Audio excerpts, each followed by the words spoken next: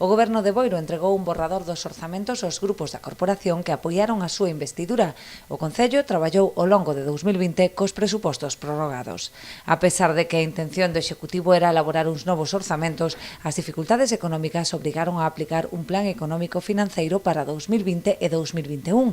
Ademais, a imposibilidade de modificar o capítulo de investimentos dedicado íntegramente á rehabilitación do Pazo de Goiáns e á nova sede do Club de Remo de Cabo de Cruz impediu a elaboración dos orzamentos, polo que se prorrogaron durante o 2020. O Executivo pretende agora aprobar para o 2021 un orzamento adaptado ás necesidades do municipio, derivadas da crise sanitaria. Trátase dunha proposta baseada na contención ante a actual conxuntura económica que presenta unha caída progresiva de gastos e ingresos. Agora os grupos políticos poderán realizar as súas achegas para a posta en común entre todas as forzas do Concello, co fin de aprobar uns presupostos o máis realistas posibles.